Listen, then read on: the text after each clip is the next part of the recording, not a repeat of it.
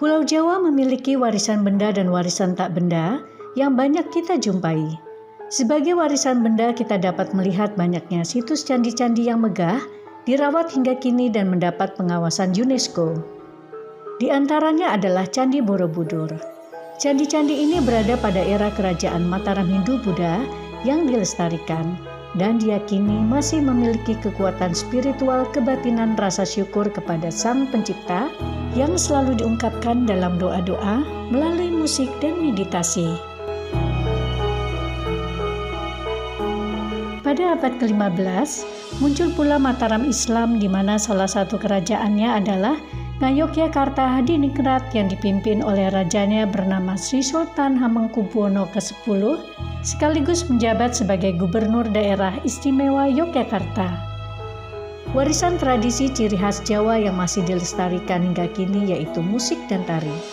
Hal ini bisa kita lihat di pendopo keraton, gending-gending dan gamelan yang rutin dimainkan. Seni tari dan musik adalah salah satu bentuk hiburan, upacara adat, sekaligus olah gerak dan kekuatan jati diri masyarakat Jawa.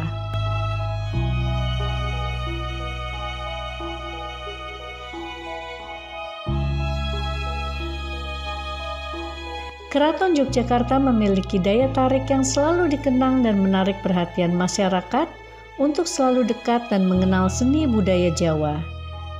Di keraton juga terdapat aktivitas seni tari dan gamelan yang rutin diadakan di pendopo bila ada acara khusus maupun bertujuan untuk menarik pariwisata.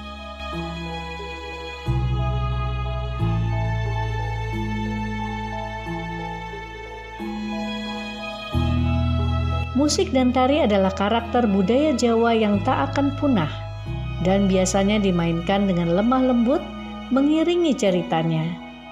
Tarian yang sering dimainkan adalah tari serimpi dan tari bedoyo.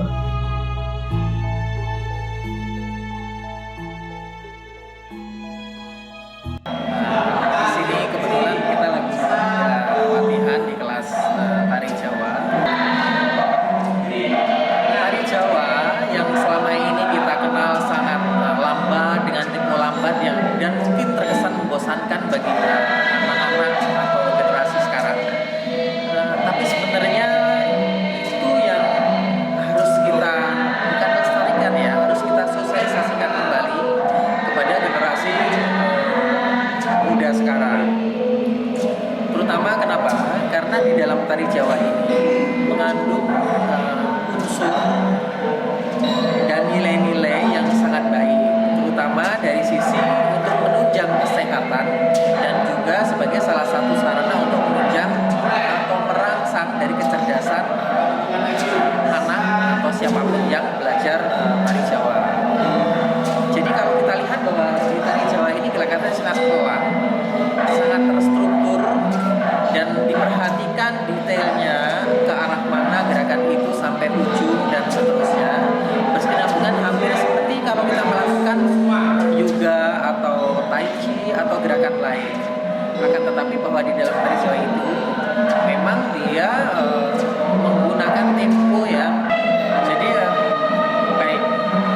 Jadi di pada tari Jawa ini sangat mengandung bukan kelebihan tetapi lebih kepada manfaat yang bisa kita rasakan. Jadi di satu sisi mungkin ada beberapa orang yang ingin berolahraga, di satu sisi ada orang yang ingin menyalurkan hobi atau dan minatnya. Tetapi di dalam tari Jawa ini mereka selain belajar untuk budayanya itu sendiri, tetapi juga belajar sebenarnya mengenal diri sendiri. Karena di sini mereka otomatis akan memperhatikan anggota tubuh, memperhatikan diri sendiri, baik secara fisik maupun non fisik. Jadi di sini kalau kita sebut bisa body, mind, and soul. Jadi tubuh, jiwa dan pikiran. Di sini untuk menyeimbangkan, mengharmonisasikan, menselaraskan antara tubuh, jiwa dan pikiran. Dan memang tari-tarian Indonesia, tari tradisi Indonesia banyak sekali juga yang menggunakan tempo yang lambat atau mungkin juga ada juga nanti tempo yang cepat. Akan tetapi untuk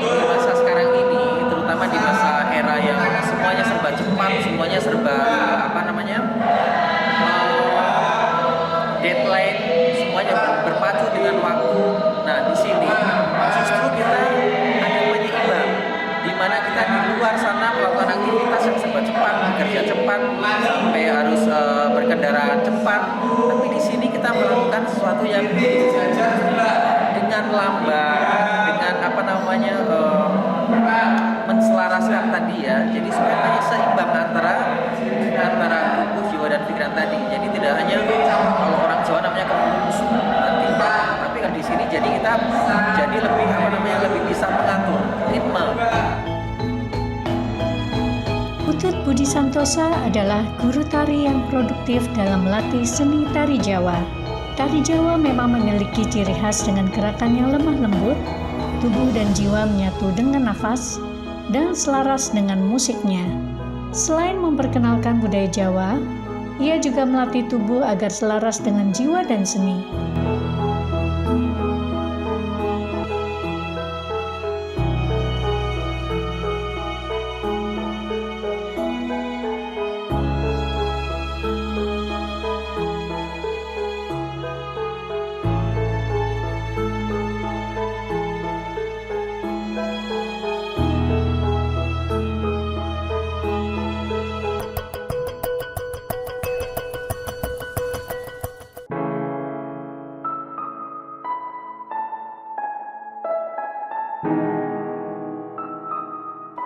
Tari Jawa dan iringan musiknya yang berkesan lambat diciptakan untuk menselaraskan tubuh, jiwa, dan pikiran selain dapat menenangkan, menghibur, juga baik untuk kesehatan. Musik Jawa sering digunakan sebagai musik penyembuh atau meditasi. Jenis musik bunyi-bunyian gamelan ini memiliki sejarah panjang, sudah ada sejak masa kerajaan Hindu-Buddha di Indonesia sekitar abad ke-8, yaitu dari Sumatera, Bali, dan Jawa, mulai dari kerajaan Sriwijaya dan Mataram kuno.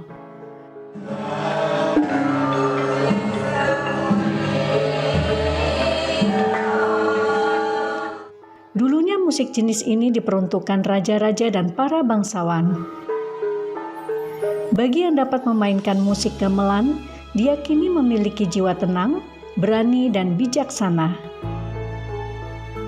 Pada masa kedatangan Islam era Majapahit dan Mataram Islam, gamelan dilestarikan Sunan Kalijaga untuk penyebaran agama Islam dan budaya.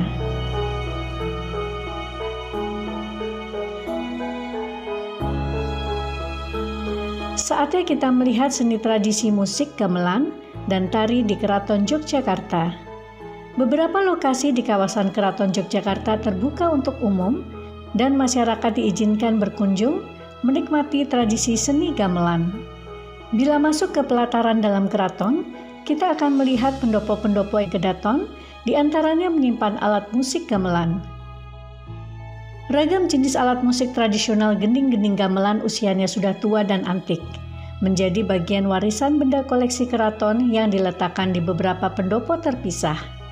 Selain menjadi koleksi pameran, peralatan musik ini juga masih dapat dimainkan. Kita dapat merasakan suasana keotentikan keraton dengan adanya pagelaran seni tari dan musik gamelan di Pendopo Sri Maganti. Pagelaran seni ini bisa kita lihat secara langsung pada waktu-waktu khusus sekitar pukul 10 pagi hingga 12 siang. Alat-alat gamelan ini bervariasi dan menghasilkan bunyi yang berbeda-beda dan bergema. Di antaranya ada gong yang menghasilkan suara besar, ada pula kempul, kenong, bonang, demung, kendang, gambang, siter, rebab, suling, dan sebagainya. Untuk menciptakan suasana khusyuk, nyaman, dan hening, beberapa bunga ditaruh di sudut lantai pendopo, dan khasnya adalah rangkaian bunga melati yang diletakkan di antara alat musik gending.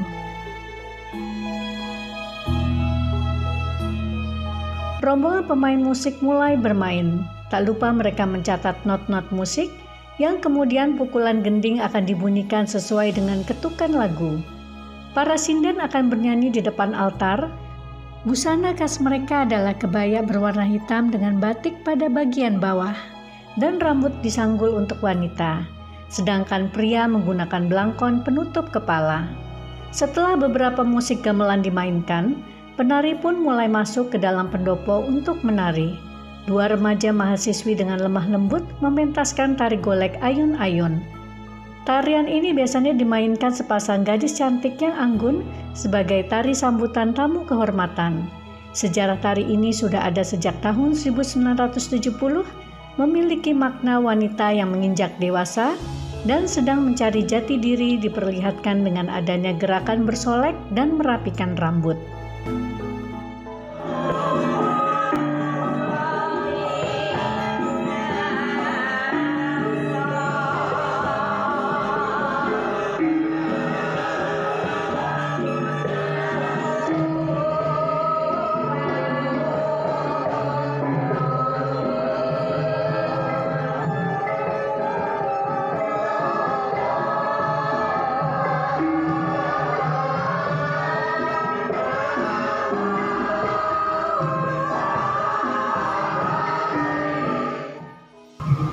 Perkenalkan, nama saya Sally Putri Oktaviana. Dan nama saya Yuniarti Wahyu Putri. Kami dari Gunung Kidul. Kebetulan saat ini kami sedang ada pentas paket wisata di Keraton Yogyakarta. Tarian yang kita bawakan tadi yaitu tari golek ayun-ayun yang berasal dari daerah istimewa Yogyakarta, khususnya Yogyakarta sendiri. Dan kostum yang kita kenakan ini adalah kostum rompi. Ini adalah kostum pakem golek ayun-ayun dari Yogyakarta.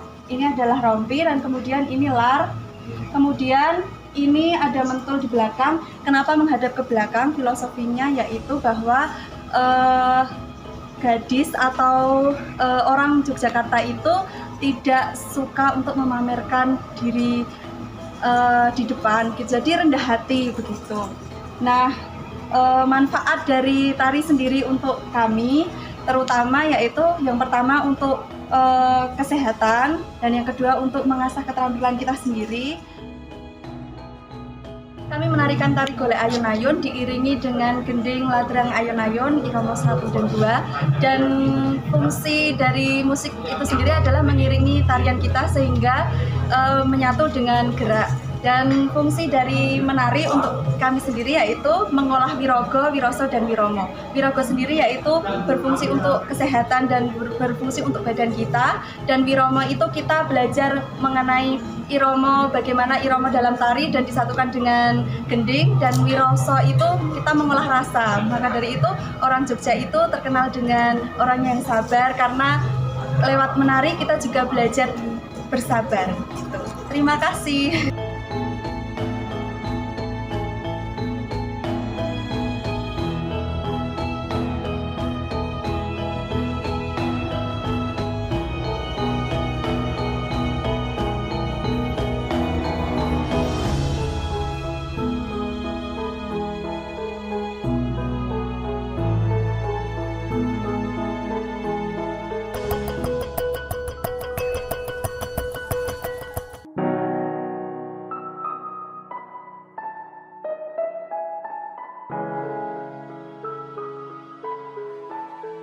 Tarian dan musik rupanya dapat memberikan manfaat kesehatan rohani dan jasmani.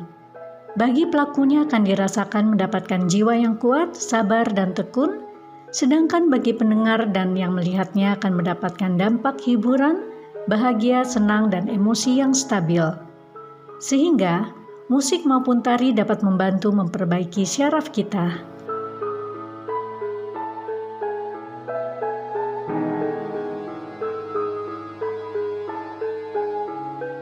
Indonesia memiliki pakar musik kontemporer elektronik dengan memadukan suara-suara alam maupun tradisional menjadi musik meditasi dan ketenangan diri. Ia adalah Didi AGP yang juga dikenal sebagai pemusik etno-tekno.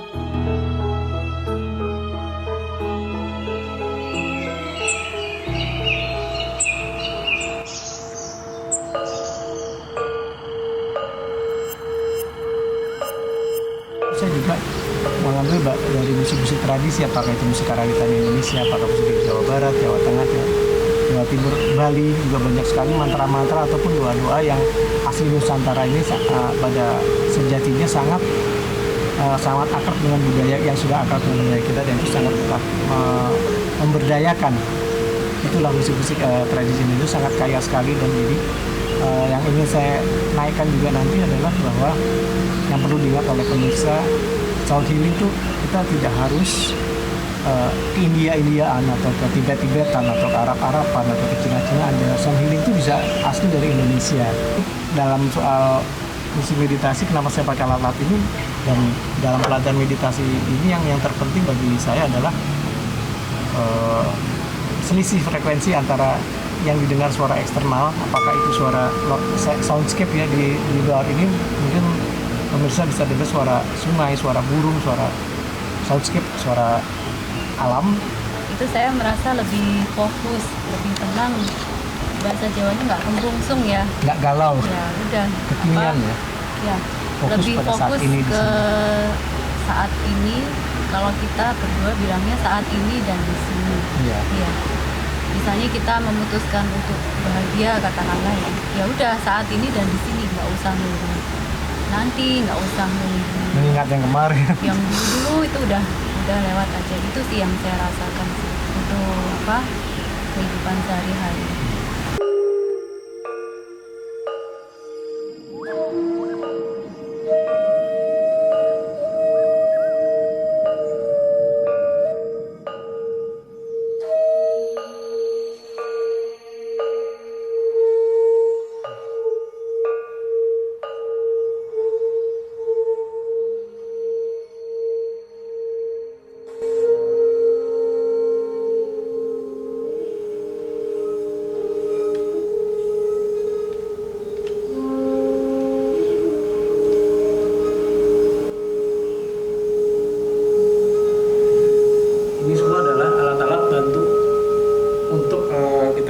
Sound healing ataupun music empowering.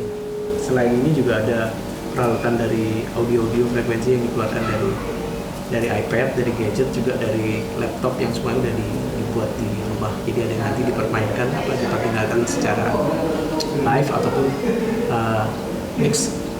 Dia lagi antara campur antara live dan komputer dan laptop. Kalau ini namanya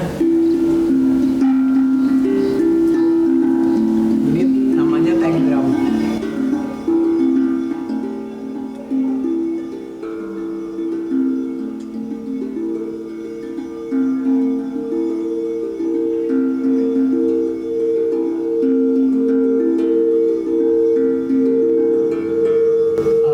Memainkannya caranya tentu tidak akan secepat ini, tapi dengan intensitas yang lebih lambat, lebih subjek, lebih kalem ya, lebih damai, karena dalam peralatan ini justru untuk musik healing tidak menekankan kita meminta pengakuan atas keterampilan, tapi justru lebih pada kita memberikan suatu support. Ini bukan menunjukkan sebuah skill atau kemahiran cara bermain. Jadi nanti pada saat pelatihan justru bunyinya akan lebih teduh, lebih kalem, lebih damai. Tidak skillful, tidak seperti pada pertunjukan musik, justru itu beda. Jadi alat-alatnya juga bersifat kayak suling. Saya kebetulan nggak pakai flute karena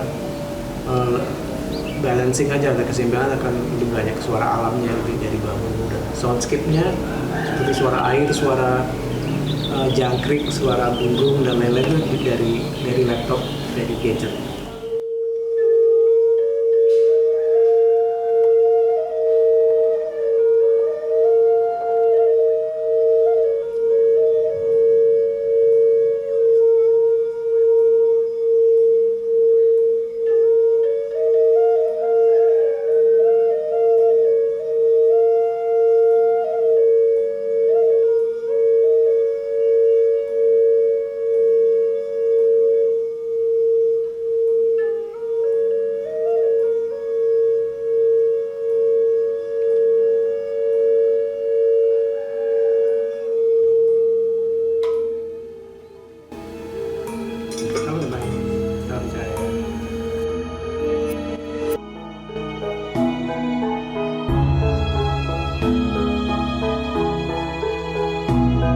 Suasana hening menyelimuti sore hari di kawasan Padepokan Padukan Sleman, Yogyakarta yang terletak di antara hamparan sawah.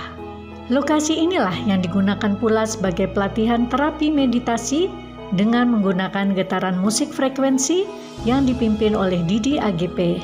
Getaran musik ini digunakan untuk membantu meditasi dan memberikan ketenangan jiwa, membuat kita merasa seakan baru lahir kembali. Ini adalah salah satu wujud kekayaan yang dimiliki oleh pelaku seni di Indonesia dalam mengapresiasikannya lewat musik frekuensi. Tradisi ini tentunya akan menjadi penyemangat baru dalam pengembangan seni musik meditasi yang bermanfaat bagi kesehatan tubuh dan pikiran lebih positif.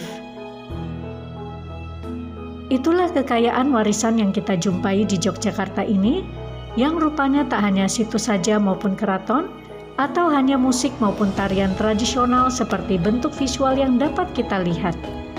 Namun rupanya, spirit tradisi juga tumbuh sebagai media olah, menjadi seni meditasi yang dapat digunakan menjadi sarana musik relaksasi frekuensi dengan memanfaatkan suara-suara alam dan musik tradisional.